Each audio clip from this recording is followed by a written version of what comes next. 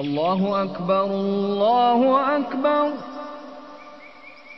Allahu Akbar, Allahu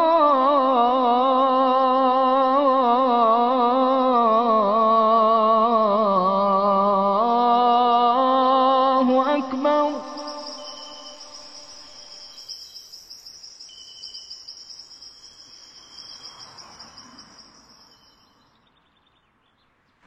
Rumah kami terletak di kota Majalengka, sebuah kota kecil di Jawa Barat.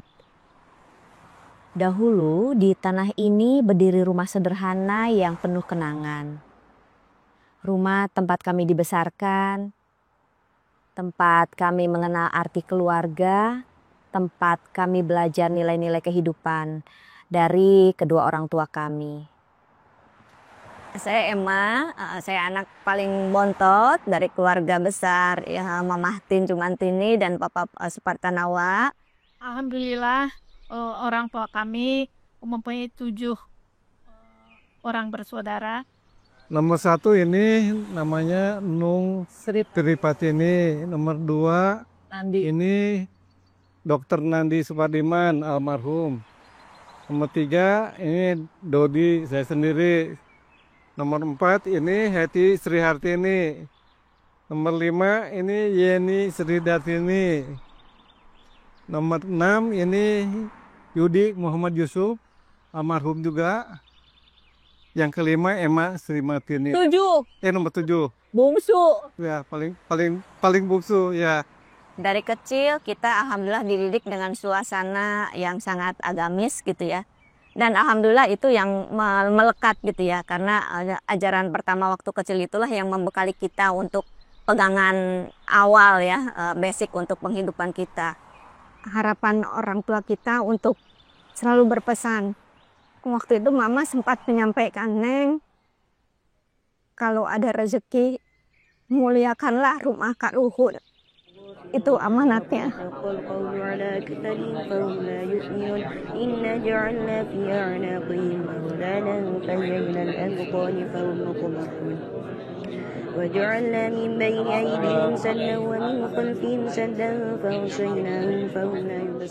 Hari ini rumah itu telah bertambah fungsinya. Bukan lagi menjadi tempat berteduh satu keluarga, tetapi menjadi rumah bagi puluhan anak-anak yang haus akan ilmu. Inilah kisah perjalanan rumah warisan kami menjadi rumah Allah.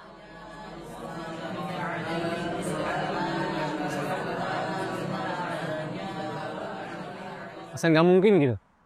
Tapi tiba-tiba sekarang sudah jadi bangunan yang megah. Mudah-mudahan nanti bisa dimanfaatkan oleh para santri. Yaitu jangan dikeluarkan rumah ini ya. Rumah ini jadikanlah tempat silaturahmi keluarga. Jadi kalau ke Majalengka itu mau inginnya diziarahi gitu, mungkin disinilah tempatnya gitu. Dan jangan dikeluarkan. Ini tempat pertemuan gitu. Ini tempat pertemuan. Gitu kan. Yang bisa berkelanjutan apa ya, terutama buat almarhumah sama almarhum orang tua gitu kan. Ini cita-citanya mulia banget deh.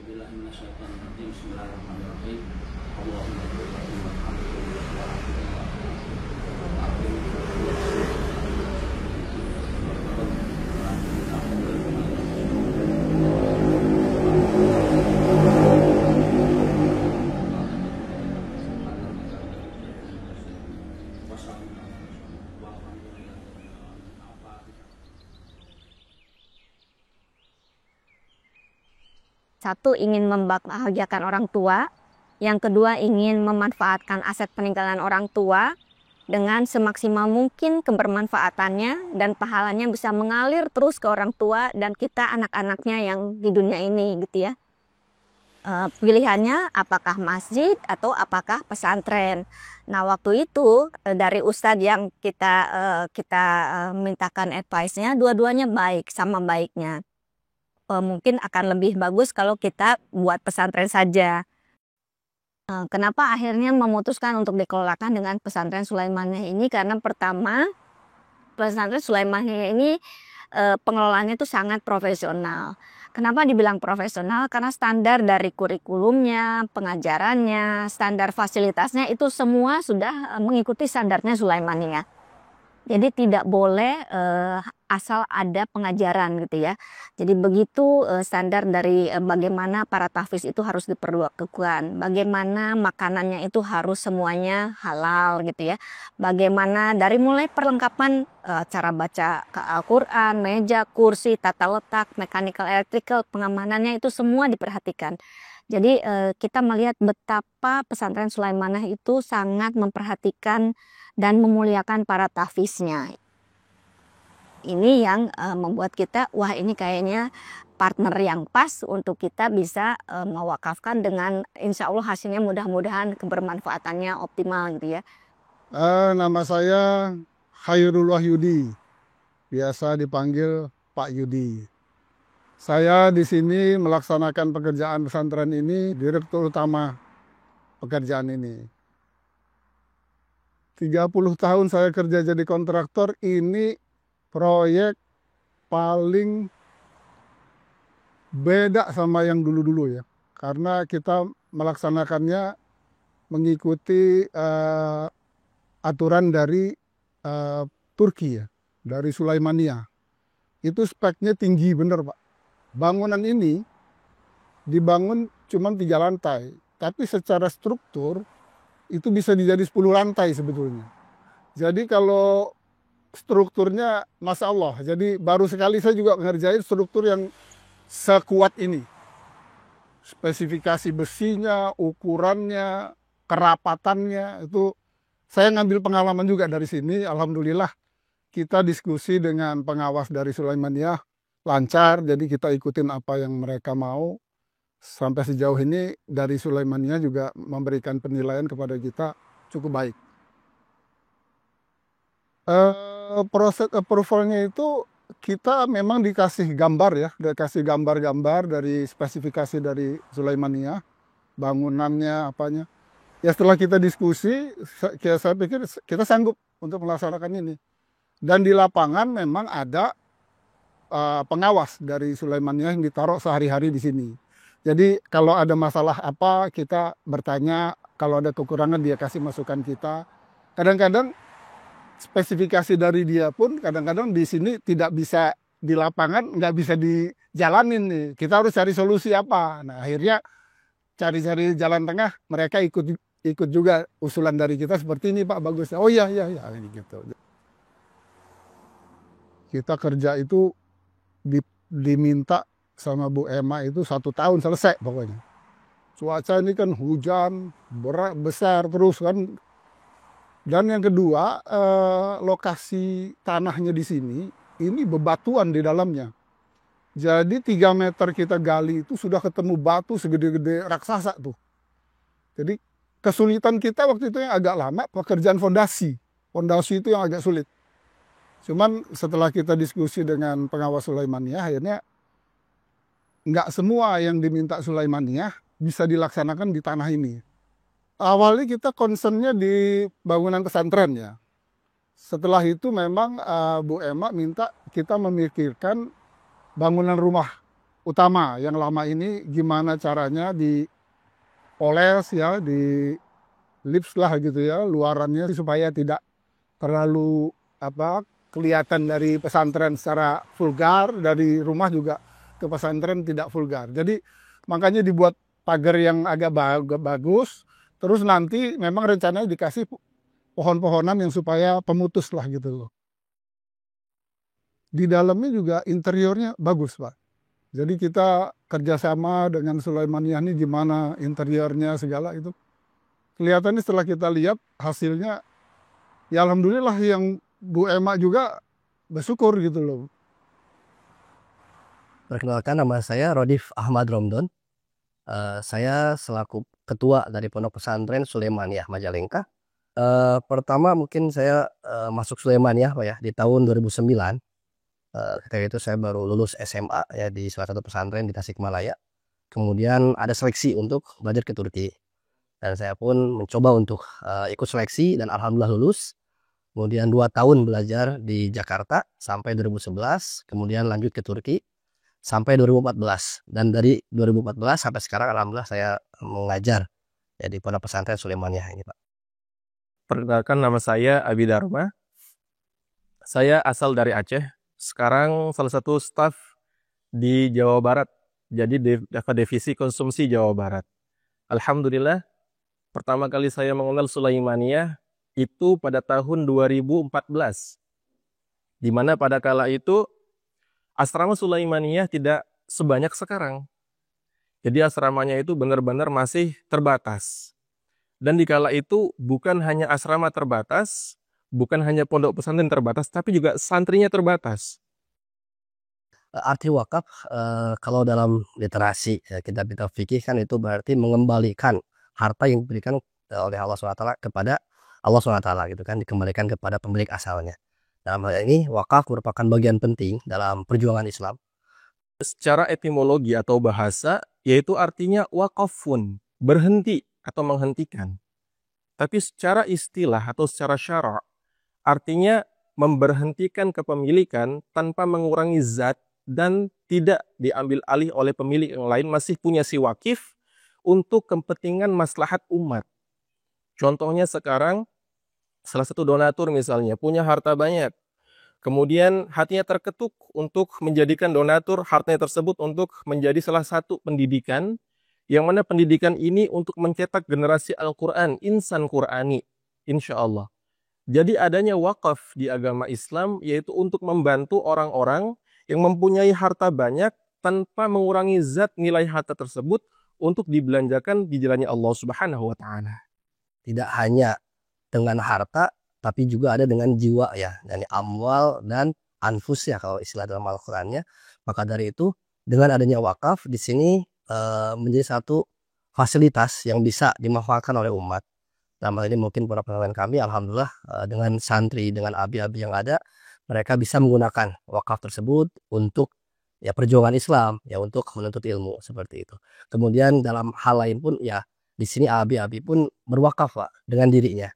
Jadi kita alhamdulillah gitu kan dengan diberikan kesempatan untuk mengajar di pesantren, kita pun bisa mewakafkan diri kita untuk kemajuan Islam juga seperti itu.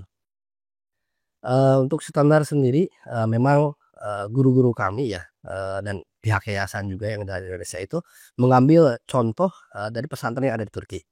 Jadi di sana bagaimana ustadz-ustadz kita dengan apa namanya pengorbanan yang mereka miliki persiapkan segala sesuatu untuk para santri gitu kan, tempatnya yang terbaik gitu kan, kemudian apa namanya fasilitasnya pun diberikan yang terbaik, malah ada istilah kita mempersiapkan istana untuk para penghafal Al-Quran. Kadang-kadang ada yang menanyakan, Abi, kenapa pondok pesantren semegah ini dan semewah ini untuk apa? Padahal banyak pondok-pondok pesantren yang ada di luar sana yang sederhana untuk menjadikan santri itu supaya sifatnya itu qanaah. Dan kita jawab, kita sekarang melihat banyak sekali tempat-tempat kemaksiatan, tempat-tempat keburukan yang mana fasilitasnya bintang 5. Fasilitas bintang 5 dijadikan tempat maksiat. Na'udzubillahi min dzalik. Dan kita ingin merubah itu. Kita ingin melihat semua penghafal Al-Quran. Kita mengetahui Al-Quran merupakan kitab yang paling mulia, kitab yang paling tinggi. Dan kita mau anak-anak santri penghafal Al-Quran ditempatkan di tempat yang terbaik.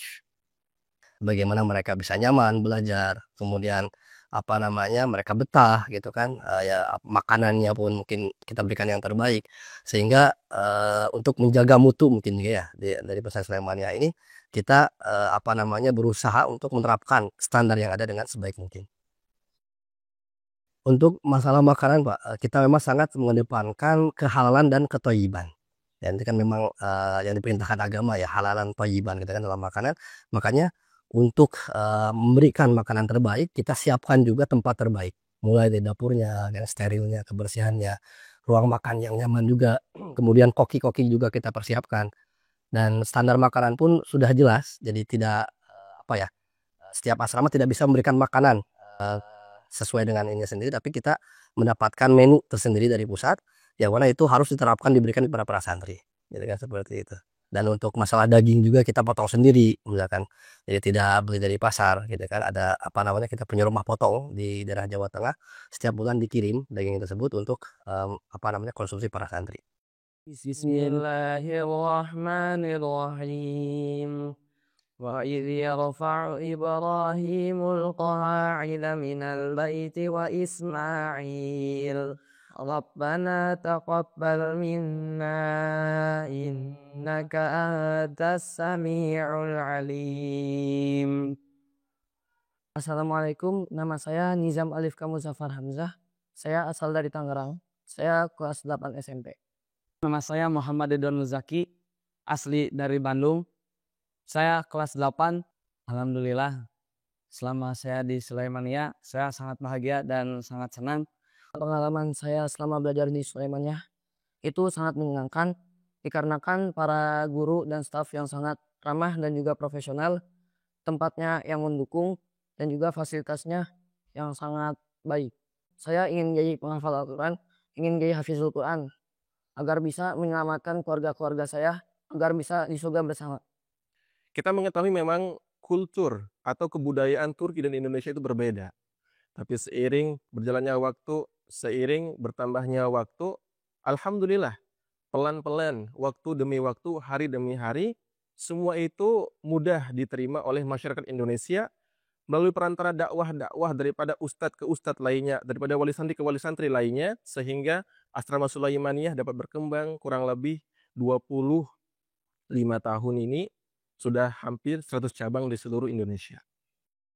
Secara garis besar sama, jadi kita mempelajari ya ilmu agama ya, mulai dari fikihnya, tauhid gitu kan, kemudian akhlak gitu kan, kemudian nanti ada juga pelajaran ilmu alat gitu ya. Jadi hampir sama dengan pesantren yang ada di Indonesia pada umumnya. Akan tetapi di sini mungkin ada satu ciri khas lah yang kita miliki, yaitu sistem tahfiz. Sistem tahfiz yang dinamakan sistem tahfiz Turki Osmani, yang mana cara menghafalnya sedikit berbeda dengan yang ada di Indonesia pada umumnya.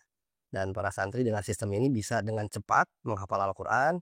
Kemudian dengan ya sistem ini mereka bisa lebih mudah gitu kan dalam menghafal gitu, seperti itu.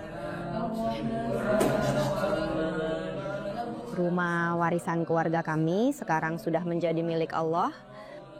Setiap batu bata, setiap jengkal tanahnya telah kami serahkan dengan ikhlas. Dan sebagai gantinya, Allah memberikan kami keluarga yang jauh lebih besar, puluhan anak yang kini menghuni rumah ini sebagai santri. Saat malam jatuh dan lampu-lampu pesantren ini menyala, saya membayangkan cahaya ilmu yang juga menyala di hati setiap santri. Cahaya yang akan mereka bawa kemanapun mereka pergi, menerangi tidak hanya kehidupan mereka sendiri, tetapi juga kehidupan orang-orang di sekitar mereka.